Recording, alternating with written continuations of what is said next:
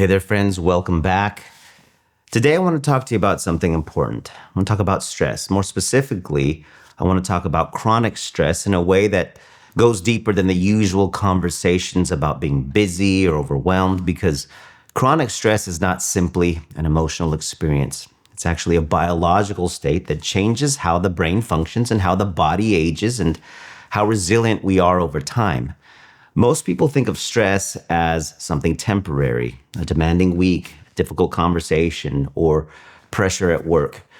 Acute stress can actually be helpful at times, right? It can sharpen our focus, it can increase alertness and prepare the body to respond to challenges. But chronic stress is different. And chronic stress occurs when the nervous system remains in a prolonged state of activation without adequate recovery.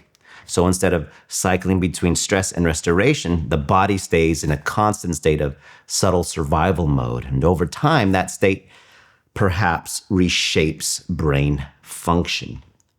So let's talk about that a little more. So the brain is constantly evaluating safety and threat.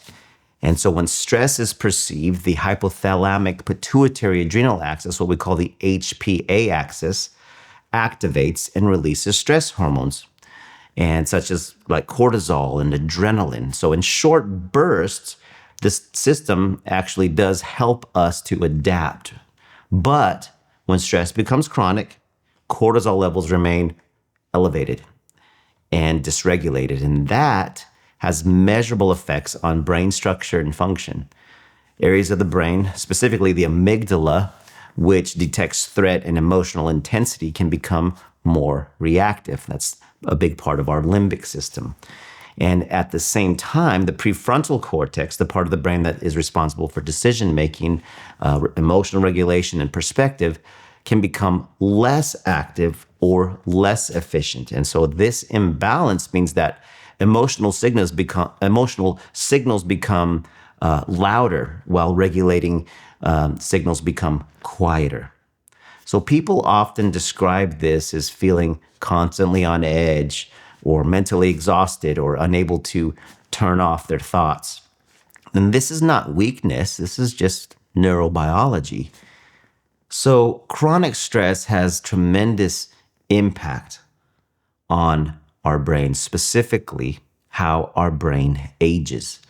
And so prolonged exposure to elevated cortisol has been associated with reduced hippocampal volume. The hippocampus is the area of the brain that's involved in memory formation and learning. And chronic inflammation triggered by stress can also affect neuronal health and increase vulnerability to cognitive decline over time. And researchers are increasingly studying how stress contributes to biological aging through processes such as oxidative stress, mitochondrial dysfunction, and telomere shortening. And so what this means in practical terms is that chronic stress can make the brain less flexible, less resilient, and slower to recover. And so many people notice this as brain fog or decreased focus or reduced emotional capacity. Stress does not stay confined to the brain. It alters other areas of our life, such as our sleep architecture. It disrupts blood sugar regulation. It increases inflammation, and it affects hormonal balance. And over time, these changes compound and influence areas like cardiovascular health, metabolic health, and even immune function.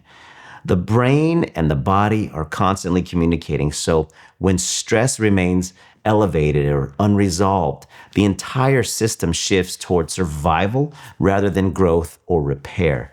And so this is one reason that chronic stress is linked to increased risk of depression and anxiety disorders and even neurodegenerative processes. And one of the most overlooked aspects of chronic stress is really how it shapes perception. The brain adapts to repeated experiences. And when stress becomes constant, the nervous system begins to treat that state as normal. So thoughts become more negative or threat-focused. Decision-making becomes reactive rather than reflective. And people often believe something is wrong with them personally, when in reality, their brain is operating according to learned survival patterns. And understanding this removes blame and shame and replaces it with clarity. So let's talk about recovery and how it applies to stress. So the goal is not to eliminate stress completely. Stress is actually a part of life. It's necessary. But what protects the brain is the ability to return to regulation. So moments of recovery, like deep sleep, meaningful connection, physical movement, quiet reflection, these things signal safety to the nervous system. These states allow cortisol rhythms to reset and restore balance between emotional and regulatory brain networks. Consistency, that's what matters more than intensity.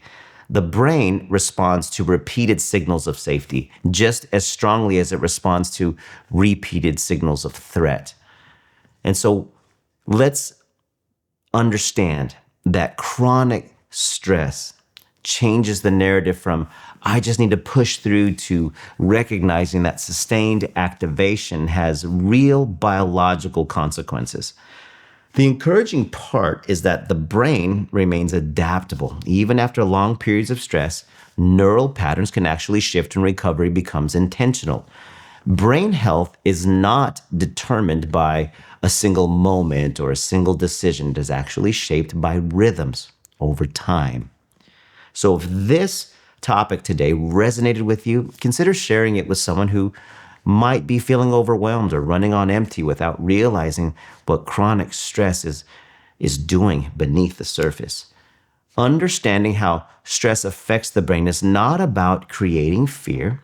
It is about creating awareness, because awareness opens the door to change. And as always, remember that this is your health your way, and small shifts toward recovery and regulation are not minor decisions.